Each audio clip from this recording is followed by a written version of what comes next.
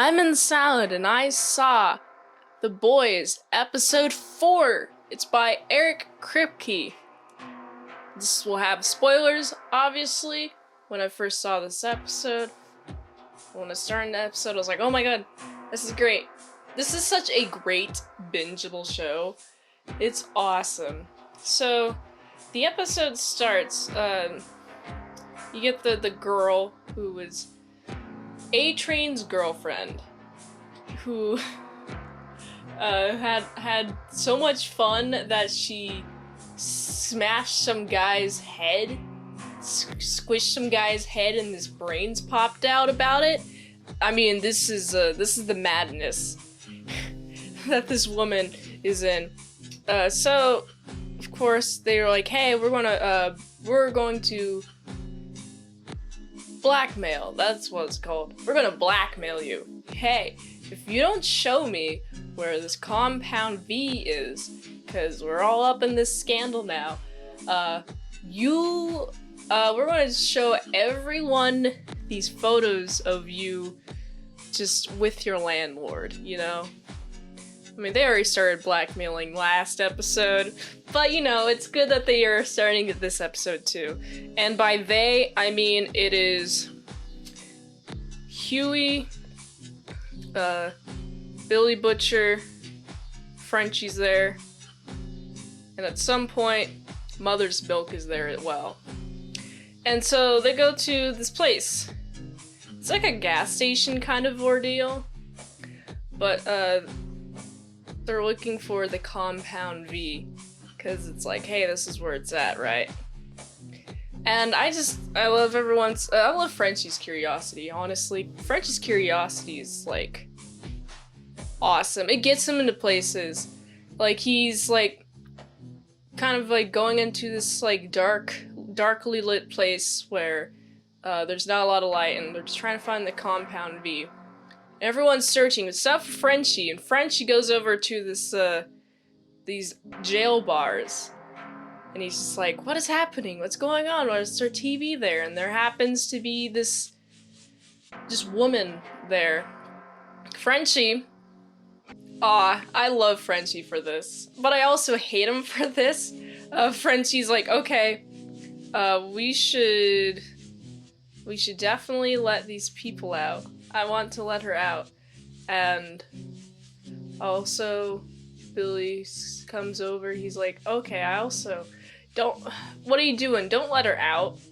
And French is like, I'm gonna do it. And then he does. And her first reaction is very understandable. She starts attacking the guards, which come down pretty much immediately. They're like, don't let her out! And then, boom, they get attacked. They get aided, they get mauled. There's blood everywhere, there's body parts everywhere. She's just incredibly vicious. It's like, oh no, what did you do, Frenchie?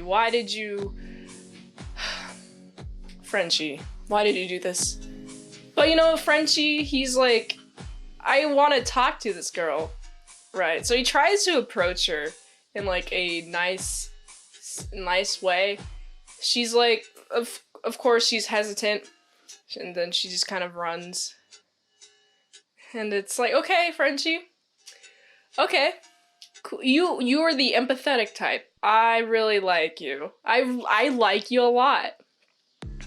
Meanwhile, we also get to see Huey is sent away after this whole woman thing. After this whole woman thing, Billy Butcher's like, hey, you should go on that date with Starlight, because it could provide some really useful information. And he's like, given like all this like mic stuff in order to like record his side of everything. It's like, okay, y'all get to go on a date. That's cute. Oh my goodness, this like friendship is like blossoming. It is so adorable. Like, they even like recognize each other like outside of like, oh, Annie or Starlight, you know? You remember that interaction earlier? Yeah, now they're going on a date, and it's beautiful. It is so sweet. So the date goes like this. Huey and Annie are at a bowling alley. Annie is like, oh, I'm so bad at bowling. That's exactly what she's doing with her arm. Huey, of course, he remembers that she did tell her at one point that she was good at bowling. And just seeing the interaction with him, just be like, yo, what are you... You said at one point you were good. I want you to stop stroking my ego, and I want you to bowl. Dang it. And then she, like, strikes pretty much first. It's like, 50 miles per hour ball. Vroom! Strike! The pins go everywhere in that small confinement box. Not, like, everywhere, like, in the room. But Huey is like, I'm impressed. And at this point, I'm like, aw, Huey, you're falling for Starlight. This is so adorable. Also, more with Huey and Starlight. We get to the point where Huey is, like, talking to Starlight about the 7, and she's like, oh, I haven't seen Translucent. And he used to, like, hang out with his son. And this is the moment in which it hits Huey, because it, like, kind of, like, slowly zooms in, and you see Huey, and his face is, like, mortified, and he has to, like, turn around in order to, like, react to this information. He's like, I can't let Starlight see my face. But he's like, he's killed a father! For, like, no particular reason. Like, he's starting to let him to leave, and then he's like, oh, you know what, I'm just gonna click the button because it's fun. But now, you're a father murderer, Huey. You have to live with that decision. It's just... wow. Just wow. But, it seems like Huey's responding to this as appropriate as necessary. Alright, let's switch from the date. Let's go to the other thing that's happening. There's a plane hijacking. And just like a couple of people are hijacking a plane, so Mauve, which is, I think it's like a color, honestly. It's like a dark maroon kind of burnt color is Mauve. But anyway, so you got Mauve and you also got Homelander. They're sent to make sure that let's do the no more terrorism. Terrorism is bad. And they agree. They pretty much immediately take out the terrorists. But there's one terrorist at the pilot's place, and by the way, the plane is completely operable at this point. Instead of using his hands and his super strength, Homelander just uses his lasers and destroys the console of the plane. And also all the pilots are dead. Because the terrorist shot him in the back of the head, and so Homelander's like, zoink! Zoop! Got him! Aha! Well, looks like this plane is doomed. Whoopsie me! This sucks for me! And of course, Homelander's like, okay, here's my plan. Here's my plan, Mauve. We're gonna leave all of them here. The entire time, I'm gonna say that everyone is fine. Hey guys, you're good. Everyone just keep calm. We're all fine. We're having just a little bit of turbulence. Just a little bit. And y'all be fine. And meanwhile, it's like you got people like freaking out next to him. Like, whew, I would be freaking out too. I'm imagining it's like, at this point, it has to be the entire plane is like in freak out mode, because you kind of have to realize you're falling when you're falling, and it's like a 2 to 3 minute descent where you know you're just about to die, and it's like, honestly, dying in a plane crash seems very terrifying. And this is like the worst fear. Someone telling me, "Yo, you're fine. No, you're fine." Well, we're clearly not fine. Gets to the point where they're like, "Okay, well, time to open an exit. We gotta leave. We gotta bounce." You got a bunch of families trying to be like, "Hey, take my daughter, take my daughter, take her, please, please, please take her, please take her." Mom, she's like such a good one. She's like, "Oh yeah, I love it. I'm gonna be so lovely, hunky dory. I need to save these people." But of course, Homelander's like, you literally cannot. You gotta, if there's any survivors knowing that we didn't help them, that's not helpful. We have to let all of them die. And you also see like the beginnings of like an evil Homelander. People like trying to rush to the front of the plane. He's like, "Stay back or I'll laser every one of you."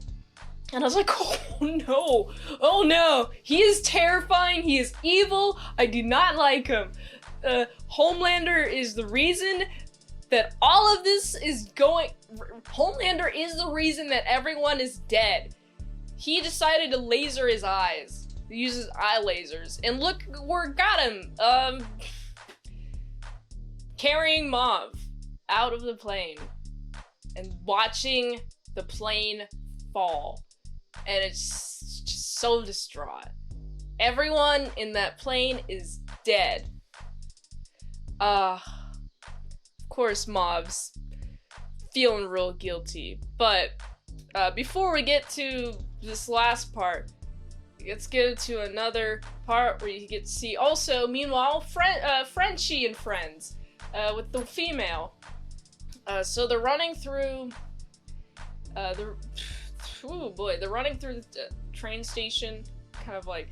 To me, at like first glance, I was like, "Oh, is this like a mall?" But I was like, "Oh wait, no, this is like a train station." There is just a lot of people at both places. So running through, she's trying to escape. She's like, she goes to this like nail salon, and specifically mauls like one person. It's just like one person. So it's like, okay, this must be like some sort of like revenge vendetta kind of deal going on. She goes to a place where there's a TV, and she's like kind of kneeling underneath the table, and Frenchie's there. He's like, "Yo, you want to hear a secret? I was like you once. When I was a little kid, I was forced to go places where I didn't go.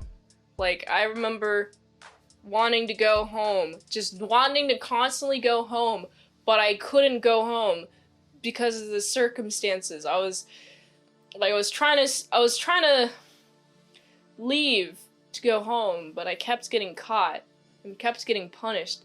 And of course, this resonated with her because, you know, this is what her story is. Her story is she got locked up and she just wants to go home. And this is like a really nice empathy plea that Frenchie is exhibiting. Frenchie's like just trying to approach her, just trying to like calm her down. But like, you know, she gets spooked because he gets spooked. Oh, loud noise. She's like, "Oh, distraction.